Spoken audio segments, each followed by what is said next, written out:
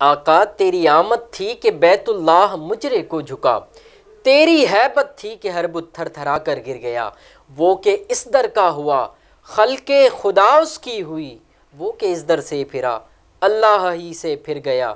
ठोकरे खाते फिरोगे उनके दर पर पड़ रहो, काफिला तो ए रज़ा अव्वल गया आखिर गया। बिस्मिल्लाहिर्रहमानिर्रहीम।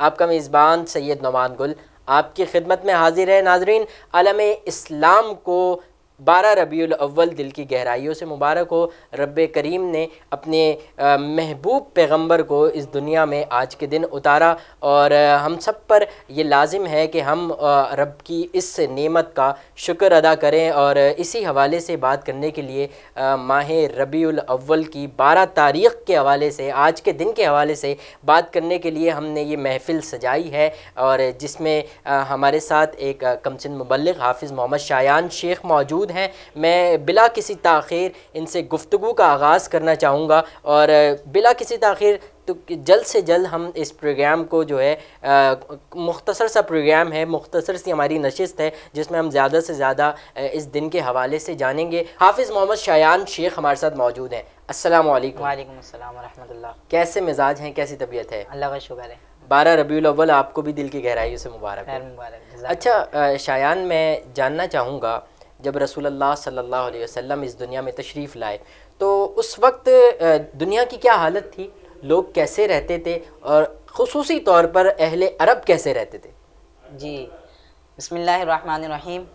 हुज़ूर अलैहिस्सलाम की आमद ऐसी आमद है कि अगर हम गौर किया जाए कि पूरी दुनिया बिखर चुकी थी।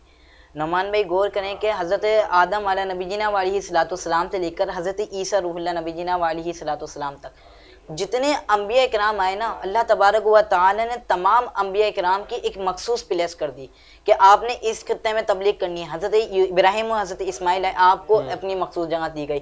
हज़रत याकूब, हज़रत ईसा, हज़रत मूसा, जितने अम्बिया इकराम हज़रत ईसा अलैहिस्सलाम तक आए, तमाम की एक मखसूस अल्लाह तबारक व तआला ने तबलीग के लिए कर दी थी कि आपने इस खत्ते में तबलीग करनी है। मगर जब महबूब अलैहिस्सलाम की बात आई तो उलमा इकराम फरमाते हैं कि कमोबिश 500 साल तक अल्लाह का कोई नबी, कोई प्रॉफिट, कोई अपोस्टल अल्लाह इस ड्यूरिंग द पार्ट, तो इससे में कोई नबी ना कोई नबी भी नहीं आया और ना ही कोई रसूल आया। तो इस दौरान जब कोई नबी भी नहीं आया और कोई रसूल भी नहीं आया तो इंसानियत बिखर चुकी थी। इंसानियत की कातिल हो चुकी थी। लोग गुमराह हो चुके थे, बुत परस्ती में मुब्तला हो चुके थे। हत्ता कि उलमा इकराम फरमाते हैं कि हुज़ूर अलैहिस्सलाम की आमद से कबल अहले अरब का ये हाल था कि वो बच्चियों को जिंदा गड़बेड़ कर दिया करते थे ज़मीन पर।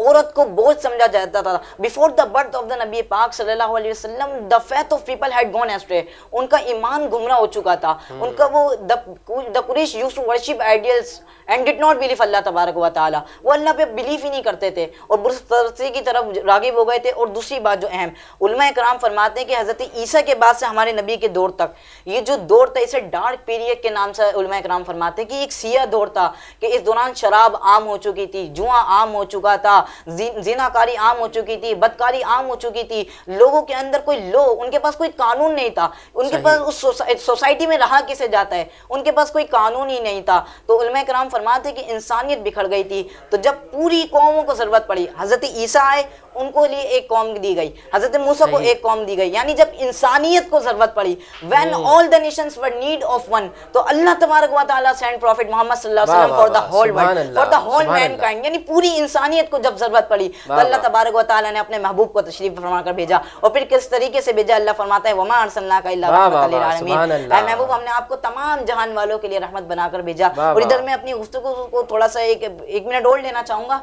कि हुज़ूर अलैहिस्सलाम रहमत बनकर किस तरीके से तशरीफ लाए।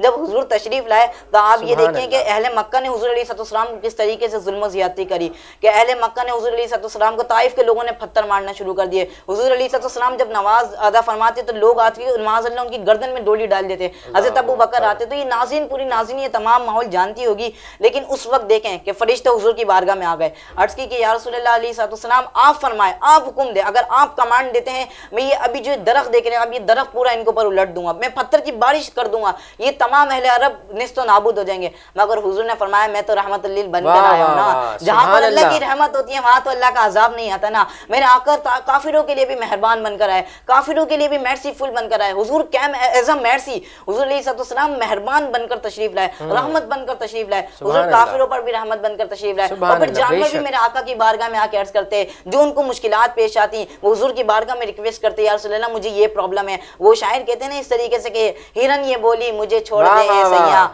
मैं लौट आऊंगी वल्लाह। हुजूर जानते हैं। मगर हुजूर अलैहिस्सलाम अगर इस कायनात में नहीं थे तो कुछ भी नहीं था। इसीलिए तो आला हज़रत फरमाते हैं ना, वो जो ना थे तो कुछ ना था, वो जो ना हो तो कुछ ना हो, जान है वो जहान की, जान है तो जहान है। सुभान अल्लाह, सुभान अल्लाह। शायन यकीनन उस दौर से अभी तक दौर बदले हैं, कितने निज़ाम बदले हैं, कितनी नई हुकूमतें इस दुनिया में आई हैं, तो यकीनन अब वो तर्ज भी बदल चुका है। किस तरह हमें 12 रबीउल अव्वल रसूलुल्लाह सल्लल्लाहु अलैहि वसल्लम का यौम विलादत मनाना चाहिए। इस दिन को अहले अक़ीदत जो हैं, जितने भी हैं, जैसे कि आप हैं, हम इसे ईद की फजीलत देते हैं, ईद समझते हैं, और जो दो ईदें हैं उससे ज़्यादा अफजल इसे समझते हैं। तो हमें किस तरह इस तमाम इस दिन को जो है सेलिब्रेट करना चाहिए, किस तरह इसको मनाना चाहिए?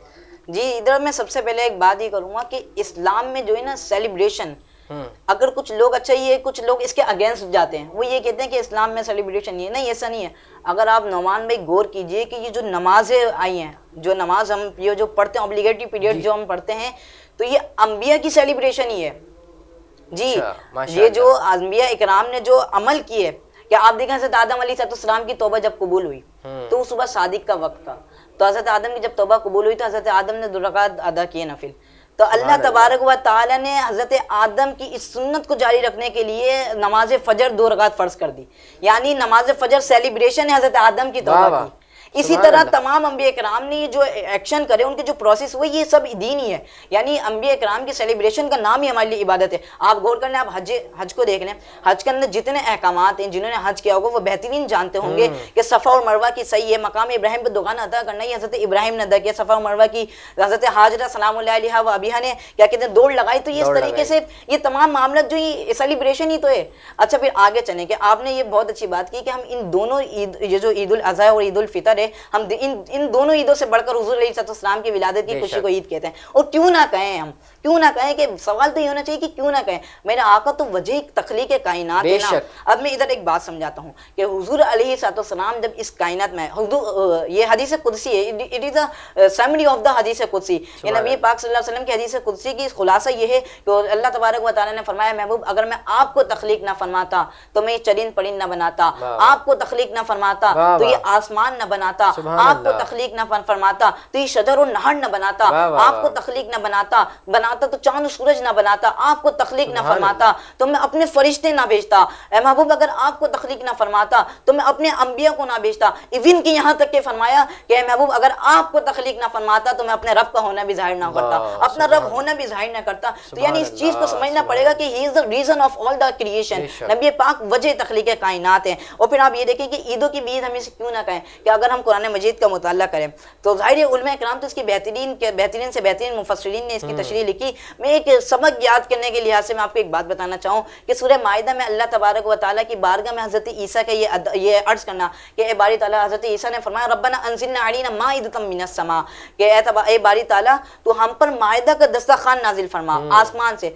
अच्छा, वो दस्तरखान जब तू नाजिल फरमाएगा अल्लाह तो हम उसके शुक्राने के तौर पर, कुरान मजीद में अल्फाज नमान में तकून ईदा, कि हम उसे ईद के तौर पर मनाएंगे, अव्वलीना व आखिरीना, कि जब तू अपना दस्तरखान हम पर उतार देगा तो हम तेरी नेमत, इधर गौर कीजिएगा, नेमत का जिक्र आया कि नेमत के शुक्राने के तौर पर मेरी उम्मत के अगले और पिछले तबके सारी उम्मत इस दिन को ईद के तौर पर मनाएगी। अब ये पता ही चला कुरान मजीद से कि जिस दिन अल्लाह तबारक व तआला की कोई खास नेमत इस कायनात में तशरीफ लाती है तो till the day of judgement, कयामत तक लोगों के लिए वो दिन ईद का होता है। अब इधर जरा एक बात समझें, ये बात नाज़रीन को ट्राई टू अंडरस्टैंड, ये बात समझे कि वो जो नेमत है, नुमान भाई आपने भी पढ़ा होगा और एज अ मुस्लिम हर किसी ने ये बात समझी होगी कि वो जो मायदा का दस्तरखान हज़रत ईसा के कौम के लिए आया, बड़ा मशहूर वाक़या, उसके अंदर क्या था, खाने पीने की चंद अशिया ही तो थी ना, यानी चंद अशिया की मुश्तमिल चीज को अल्लाह तबारक व तआला की उस नेमत को हजरत ईसा की कौम के लिए ईद का दिन बना दिया। तो मैं ये सवाल उठाना चाहता हूँ, आई आस्क यू क्वेश्चन नाज़रीन,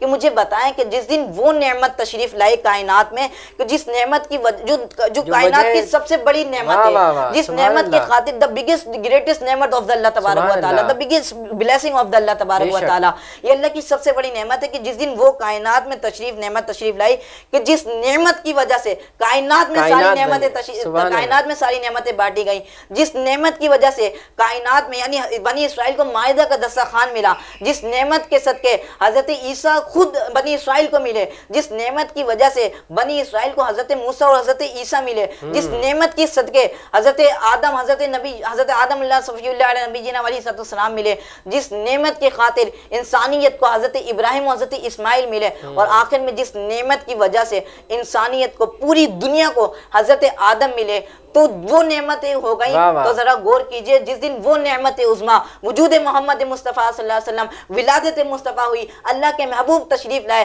बाकी नेमतों के दिन ईद बन गए, विलादत मुस्तफ़ा सल्लल्लाहु अलैहि वसल्लम का दिन ईदों के भी ईद बन गया।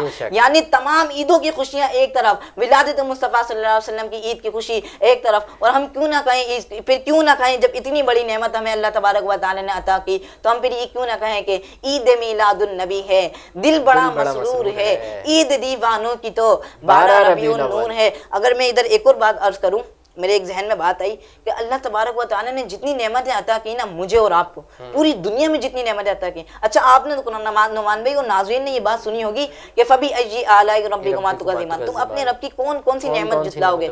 याद रहे, नेमत जुटाने का हुक्म है कुरान मजीद में। उलमा फरमाते हैं नेमत जुटाने का हुक्म है। अल्लाह तबारक व तआला ने पूरे कुरान में कहीं पर भी नाम लेकर अपनी नेमत का एहसान नहीं जतलाया। आप गौर कीजिए, अल्लाह तबारक व तआला ने सर्दी एक नेमत, गर्मी एक नेमत, चांद सूरज, जितनी नेमतें, किसी नेमत पे ये नहीं कहा कि नाम लेकर के हमने तुम्हें ये चीज़ अता की तो हमने तुम पर एहसान किया। लेकिन वाहिद मेरे आका ऐसी हस्ती हैं कि अल्लाह तबारक व तआला ने फरमाया लक़द मन्नल्लाहु अलल मुमिनीना इज़ बअसा फ़ीहिम रसूला, कि तहक़ीक़ हमने ईमान वालों पर ये एहसान किया कि तुम्हारे दरमियान महबूब अलैहिस्सलाम को भेज दिया।